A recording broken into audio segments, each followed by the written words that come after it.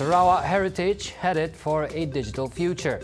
18-month-old baby found in one of Cebu's drains, and South Koreans fear for their lives after North Korea intruded its airspace.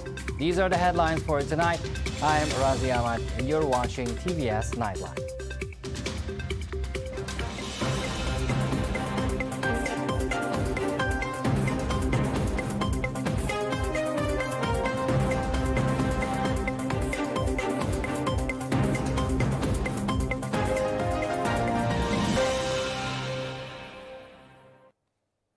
South Korea is on high alert after its counterpart's military drones invaded its airspace, as stated by President Yoon Suk-yeol. This unexpected intrusion prompted Seoul to deploy its military assets, including fighter jets and assault helicopters, to shoot them down. The 5-hour struggle, however, ended up in failure, as none of the 5 drones were successfully destroyed. Yoon said to prevent reoccurrence in the future, South Korea will be intensifying its military preparedness, including the establishment of its own drone unit. I think our people have just witnessed how dangerous it is to have North Korean policies solely relying on the North's goodwill and military agreements. The incident showed a substantial lack of our military's preparedness and training for the past several years, and clearly confirmed the need for more intense readiness and trainings. Using yesterday's incident as momentum, we will expedite the plan to create a drone unit as soon as possible. Then we will boost its surveillance and reconnaissance capability with cutting-edge, stealthy drones. South Koreans were horrified by the threats the North Korean drones could pose to the security of their country. I have these terrifying thoughts of what if those drones were loaded with bombs that would trigger war or something. As an ordinary citizen, there's nothing I can do if that really happens. So I can't help but think what I would do if war broke out. We are seeing several attacks using weapons of mass destruction as well as chemical ones carried out by drones in recent conflicts. In a way, this incident clearly showed that it's possible here too. These concerns have also prompted the military to issue an apology for failing to bring down any of the drones after firing warning shots and some 100 rounds from the assault helicopter. An 18-month-old baby boy who was believed to have fell into a ditch today was found drowned near his family's home in Kwong Ming Road an hour after it was reported. The Sungai Merah Fire and Rescue Station Chief Abdul Muttalib Jafar said the department received a distress call regarding the incident at 1:24 p.m. The victim was found by the Search and Rescue SAR team in a ditch not far from where he was said to have fallen. According to Abdul Muttalib, a team of 10 firefighters were involved in the search. The operation was also assisted by the police. Meanwhile, Cebu District Police Chief Assistant Commissioner ACP Zulkifli Suhaili, when contacted, confirmed the incident. The body has since been handed over to the police for further investigations. Digital technology is becoming a standard tool for the collection, preservation, and dissemination efforts of arts and cultural heritage, which is headed towards a digital future. The various ethnicities in Sarawak must preserve their culture and tradition digitally as a source of reference to the young generations. Now, Minister of Tourism, Creative Industry and Performing Arts, Dato' Sri Abdul Karim Rahman Hamzah, said Sarawak, which consisted of 34 ethnic groups, are filled with undiscovered beauty that has yet to be explored by the tourists. The digital initiative, according to Karim, attracts the young generations in understanding and appreciating the uniqueness of the ethnics in the form of videos or pictures. All the culture and tradition of Sarawak ethnic groups must be recorded in pictures or in videos so that it can be a source of reference for the sake of the younger generation. There's a saying, a picture is worth 1,000 words. A picture paints 1,000 words, as the saying goes. Our younger generation will learn to appreciate, apprehend, and possibly imbue the gratitude for the beautiful culture, tradition, lifestyles, rituals, etc. through pictures. Karim also assured that his ministry will continue to support and promote the beauty of Sarawak through activities that contribute to capacity building in Sarawak's heritages, arts, and cultures. Therefore, he added, the community should play their roles in preserving the unique heritage of Sarawak by practicing and teaching it to the generations to prevent its extinction. A nation's heritage has very high value and is extremely unique, reflecting the people's values and shaping their identities. Preserving and transmitting this knowledge is especially relevant to ethnic groups socially and economically. In order for our heritage to stay alive, we need to play our part in keeping them relevant. This history, the traditions and culture that defines us should be practiced and learned within communities and between generations regularly to ensure the constant transmission of knowledge, skills, and meaning. He said this when officiating the Ukit Photography exhibition of University Technology Sarawak in Cebu on Tuesday. Entitled Ukit Blue, Shoot Before They're Gone, the exhibition is organized by the Cebu Photographers Association on December 27th to January 2nd, 2023. Karim congratulated the association on their success in introducing the cultures and traditions of the Ukit community to the Sarawakians and beyond.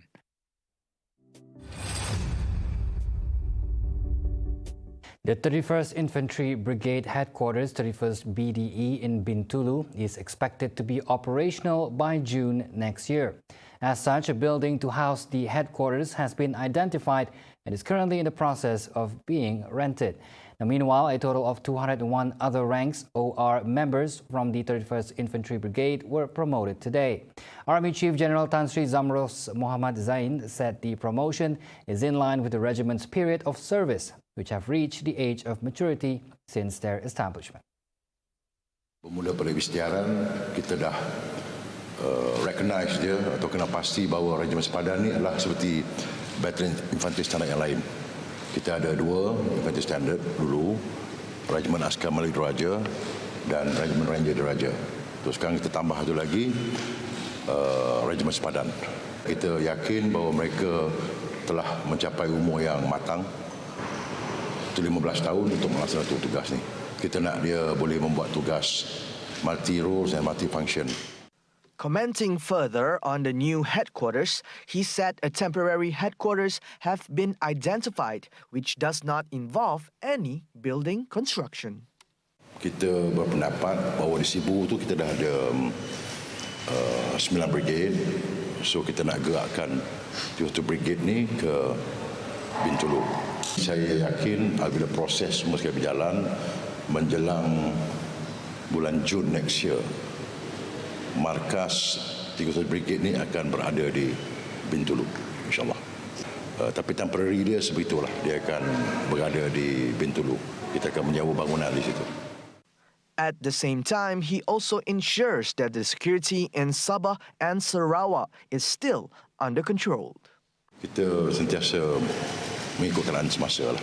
Geostrategik kita ikut dan kita standby, dan kita pun dah tingkatkan pos-pos kita di sepanjang sempadan Kalimantan.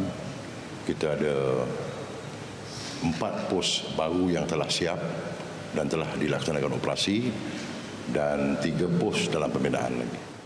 He said in his speech during the parade at the Muar Tuang camp today, December 27th. Also present were East Field Command Chief Lieutenant General Datuk Mazuki Muhammad and 1st Division Infantry Commander Major General Hassan Embong and other dignitaries. For the record, the Border Regiment was established on January 12, 2008 to replace the Infantry Battalion Series 300 Territorial Army and strengthen and uphold the administrative and operational machinery of the Army in preserving and defending the sovereignty of the country.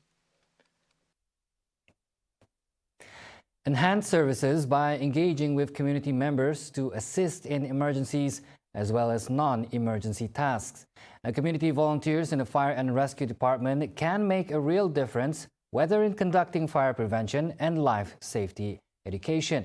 Now, hence, utilizing community support helps to forage for strategic partnerships through corporate social responsibilities by private companies and non-governmental organizations, while empowering the community involved in programs that is vital in advocating safety and focusing on the well-being of the people.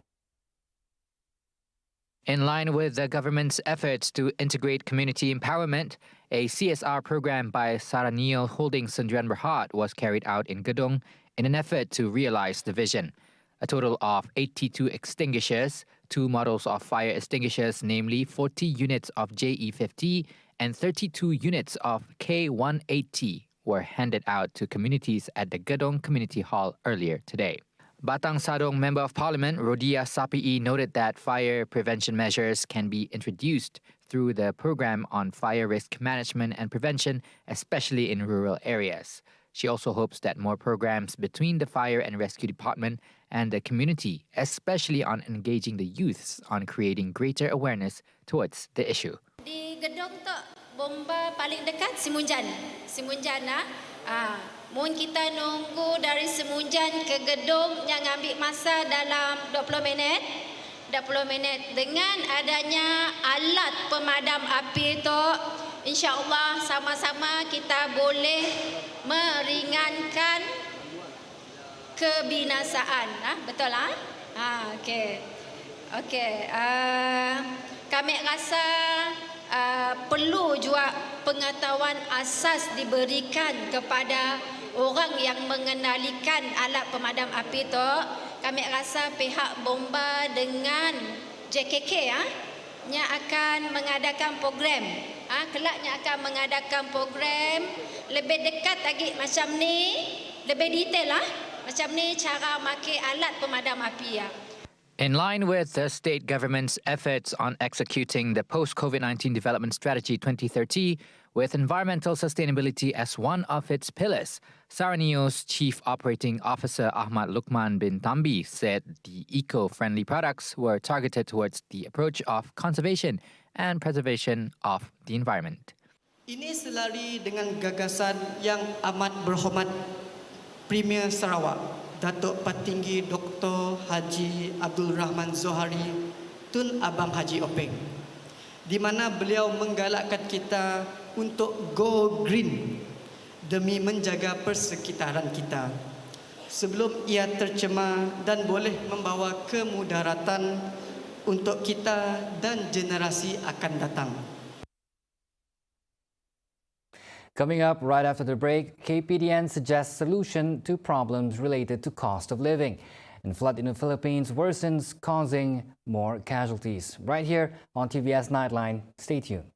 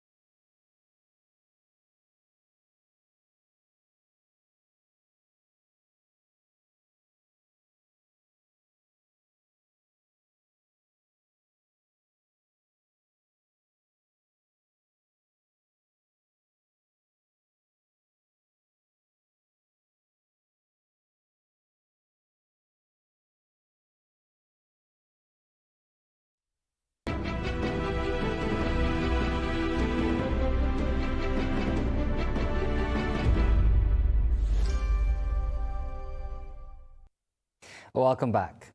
Now, due to the lack of food supply chain of raw materials, traders are faced with the pressure of bearing the high cost, resulting in price hikes of products or services in market or risk a huge loss. Traders on average are faced with such a predicament as it will take longer period to source and locate their relevant resources. Pergi kedai ni, tanya minyak tak ada. Lepas tu pergi kedai ni, tanya minyak tak ada. Tepung, telur. Telur tak lah, telur dengan minyak. Jadi untuk saya jadi penat lah benda tu. Lama juga lah benda ni terpaksa kita tanggung lah dengan minyak. Mula dulu tepung. Tepung dah ada stok lah sekarang ni, tapi yang stok murah tu dah tak ada lah. Terpaksa guna yang mahal lah. Kira dah, kalau boleh kita nakkan senang macam dulu lah. Minyak dengan telur. Having to endure the financial pressure of sourcing goods and raw materials have also led to the increase of prices to their products to cover the increase of costs. Barang kau boleh turunkan sikit harga, lepas tu macam kadang-kadang barang tu tak ada. Telur susah dapat, minyak susah dapat. Sekarang tepung yang kami buat berniaga kan, dah tak ada langsung dah. Yang RM1.35 dulu kan, dah tak ada lagi dah. Semua pakai tepung yang harga dah mahal sikit dah. Terpaksa lah guna juga, tapi harga dia naiklah sikit. Dari dulu 50 sen, sekarang dah 60 sen. Terpaksa. Kalau tidak memang tak dapat apa-apa pun. Dapat penat je. She also hopes the government will immediately solve the issue of the shortage of raw material supply, as well as ensuring the price of the related goods are controlled as much as possible. The Domestic Trade and Cost of Living Ministry, KPDN, and the Ministry of Economy are refining several quick wins to tackle the issue of cost of living.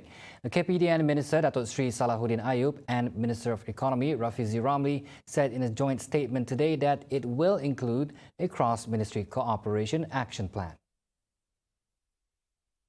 According to the statement, KPDN and the Ministry of Economy has agreed to create a joint secretariat that will be the platform to discuss the roles of various agencies in tackling cost of living. It added several procedures to implement policies are being updated and are expected to be implemented at the end of January next year. They also reiterated that the government remained committed to help Malaysians tackle the issue, but there was a need to ensure every step taken would not affect the business and industrial ecosystem that are still recovering from the COVID-19 pandemic. The ministers said efforts to control inflation and rising costs of living needed the cooperation of all parties concerned in the value chain. This includes the government, manufacturers, businesses, and consumers, as this issue not only relates to low prices, but also fair prices to manufacturers, businesses, and consumers. The public is also advised to strengthen their role as smart consumers by focusing on 4 steps, including planning expenses, making price comparisons, and buying in only necessary quantities and not succumbing to panic buying. The government has already taken several long-term and short-term measures to tackle the cost of living issue, including maintaining the electric tariff for domestic, commercial, and industrial consumers, as well as price controls and subsidies for standard chicken and grade A, B, and C eggs for a certain set period. The Ministry of Health, MOH, will continue to step up its preparedness to face a possible spike in the number of daily COVID-19 cases and deaths following the surge of infections in China. The Health Director General, Tan Sri Dr. Noor Hisham Abdullah, said among the measures to be taken was to increase the percentage of booster dose uptake to reduce the severity of infections and the risk of death. In a statement released on Tuesday, Dr. Noor Hisham said MOH is urging all eligible individuals to take their booster dose of the COVID-19 vaccine so that the Malaysian population gets optimal protection against COVID-19. According to him, the rising number of COVID-19 cases in China was reported by the World Health Organization, WHO, on December 21st. As such, he said the MOH will also strengthen the country's COVID-19 management through the digitalization of health management by improving the automated find, test, trace, isolate, and support FTTIS approach. Through the approach, individuals who conduct COVID-19 self-test can report their test results to the MySejahtera application, where positive cases will be given a home surveillance order and release order digitally. In addition, Dr. Noor Hisham said the ministry will also ensure that all COVID-19 assessment centers, CAC, were ready to receive a high number of patients. The CIC will also start Paxlovid, Nirmatrelvir or Ritonavir treatment for high-risk COVID-19 patients, identify and coordinate patients who need to be referred to the hospital, as well as assess and discharge positive cases whose isolation period has expired. Public awareness towards food hygiene and preparation is rated at a satisfactory level. According to public health expert, Associate Professor Dr. Malina Osman, there is an urgent need to enhance such awareness to avoid food poisoning and poor handling of food. Kita masih lagi perlu mempertekadkan tahap kesedaran tu, yang mana orang ramai juga perlu melihat kepada tahap kebersihan tersebut secara menyeluruh, bukan sahaja kepada dapatan makanan tu dalam tempoh yang cepat, pantas dan juga harganya murah, tapi juga perlu melihat kepada latar belakang secara keseluruhan bagi membendung praktis yang tidak higienik, terutama di kalangan peniaga yang mungkin mementingkan keuntungan dan juga tidak mengindahkan tahap kebersihan sehingga mendedahkan pengguna mendapat masalah-masalah berkaitan dengan penyakit bawaan makanan.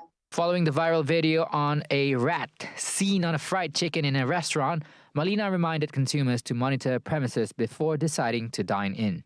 Kalau kita lihat dari segi penyediaan makanan di sebuah kedai ataupun restoran tu, ada 3 perkara yang perlu diambil berat. Yang pertama ialah kita melihat kepada sikap ataupun praktis pengendali makanan. Itu yang pertama. Yang kedua, kita lihat bagaimana pemakanan tu disimpan ataupun disediakan, dipamerkan kepada pengguna. Dan yang ketiga ialah apakah prasarana yang perlu ada yang mesti dipenuhi bagi memastikan tahap kebersihan ataupun makanan yang disediakan untuk dijual tu adalah merupakan berkualiti dan selamat serta tidak memudaratkan orang ramai.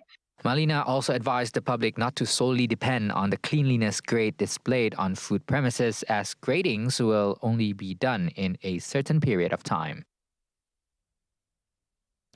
The Youth and Sports Ministry will make efforts to resolve the problem of national athletes' lack of participation in competitive championships. The Minister, Hannah Yeoh, said this problem was among the issues raised during an engagement session with 320 athletes of various sporting backgrounds who expressed that the lack of competitive appearance had hindered their progress.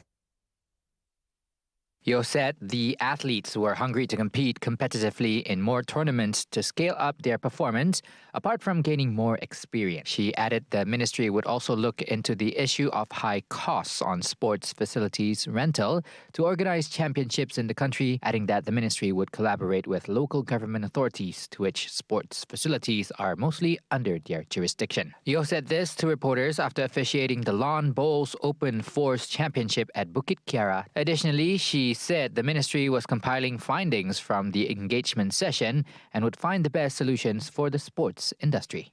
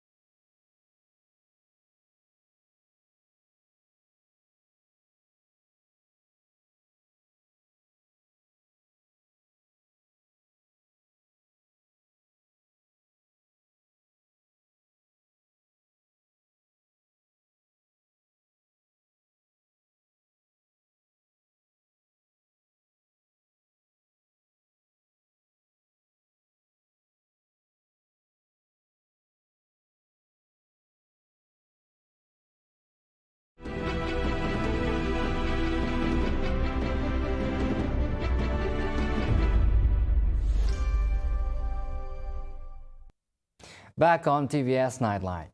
The death toll in southern Philippines due to heavy rains and flash flood has risen to 13, while the rescue efforts for 23 people are ongoing as floodwaters have receded. Carmelito Here, head of the disaster agency in Clarin, told a local radio station that the total damages to agriculture are yet to be assessed. He added that most deaths were caused by drowning from flash floods after 2 days of heavy rains that hindered Christmas celebrations and forced residents to take shelter in evacuation centers. The video footage by the Philippines Coast Guard on Monday shows personnel are evacuating local residents across a waist-deep water in the town.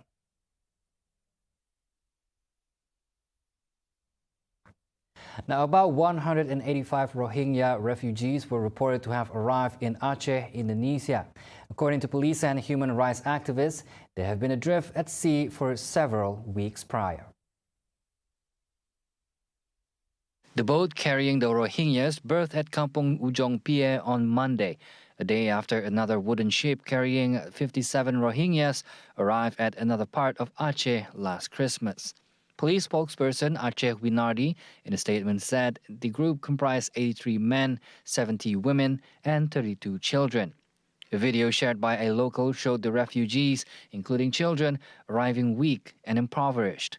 United Nations High Commissioner for Refugees said the number of Rohingyas risking their lives for the journey by boat have increased sixfold compared to 2021. The more than 1 million Muslim Rohingyas are escaping from oppression in Myanmar since 2017, with most of them being sheltered at refugee camps in Bangladesh. More than 5,500 flights were canceled in the United States as of Monday evening due to a snowstorm. Now, at least 50 people had died in the U.S. by Monday morning as a result of heavy winter storm-related incidents. According to NBC News, at least 12 states, namely Colorado, Illinois, Kansas, Kentucky, Michigan, Missouri, Nebraska, New York, Ohio, Oklahoma, Tennessee, and Wisconsin reported 50 deaths.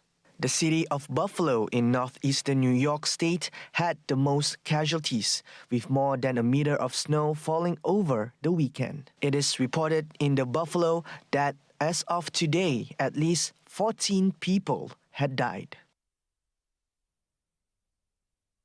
World Football Authority (FIFA) chose for the first time a female Palestinian referee to officiate at the upcoming Women's World Cup matches. The official Palestinian News Information Agency (WAFA) reported that Heba Sadia will make the calls at the Women's World Cup in Australia and New Zealand from July 20th to August 20th, 2023. The 9th Women's World Cup, which will be held by Australia and New Zealand, is the first to be co-organized by 2 nations and the first to include 32 countries. See the world closer with TVS as we bring you the latest news updates both locally and internationally. More headlines anytime at tvs.my or follow us on our social media platforms. That's all the time we have for TVS Nightline. I'm Razi Ahmad. Thank you for watching.